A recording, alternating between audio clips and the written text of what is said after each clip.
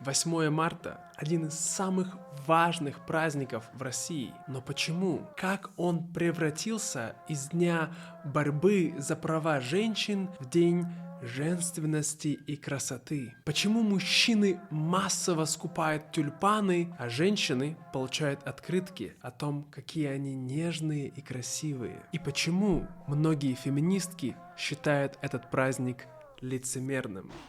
Сегодня разберемся. Привет, меня зовут Сергей и добро пожаловать на мой канал по-русски издалека. Мы будем говорить о Международном женском дне, или как его называют в России, 8 марта. Ну что, вы готовы? Поехали!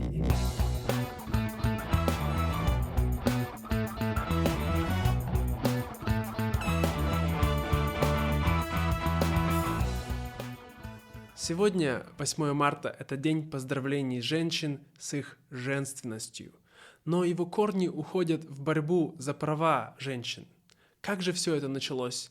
Давайте посмотрим. Многие считают, что движение началось в Германии с Клары Цеткин, хотя на самом деле оно появилось еще раньше в Америке, благодаря такой женщине, как Тереза Малкиэль. Она была американская активистка, которая предложила отмечать женский день в 1909 году, чтобы привлечь внимание к неравенству. И именно ей потом вдохновилась Клара Цеткин, и уже в 1910 году на Международной конференции женщин-социалисток Цеткин предложила создать Международный женский день ежегодным праздником борьбы за права женщин. Но как 8 марта появилось в России? Первое официальное празднование произошло в 1913 году в Санкт-Петербурге. Женщины устроили митинги и забастовки, требуя избирательного права, улучшений условий труда, а также защиты материнства. И также интересно, что 23 февраля,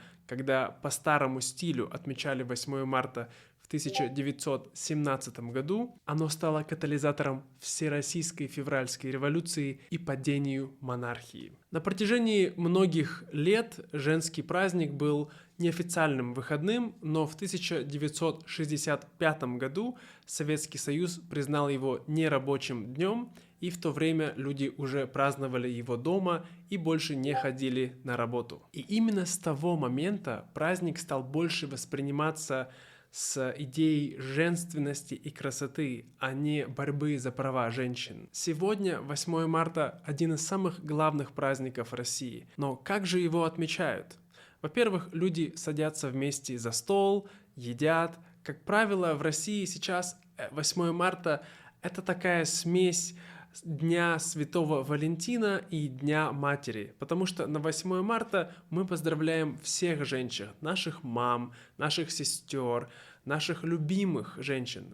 Поэтому сейчас это такой особый праздник, который заменяет многие другие праздники. Мужчины, как правило, дарят женщине цветы, тюльпаны, выстраиваются огромные очереди за покупкой этих цветов. Также мужчины дарят женщине подарки, такие как чехлы для телефонов, шоколадки, может быть какой-то алкоголь, такие вещи. Также, конечно, на работе мужчины всегда поздравляют женщин с 8 марта. И в теории мужчины говорят, что в этот день мужчины готовы делать всю работу по дому за женщин. В теории. И почему для русских так важен этот праздник? Ведь это Международный женский день, и во многих других странах мира отмечают его также, хотя не у всех он является выходным. Но я думаю, это связано с тем, что сама традиция сложилась уже очень долго, а также потому, что после Второй мировой войны в России женщины имели большую роль, потому что было очень мало мужчин,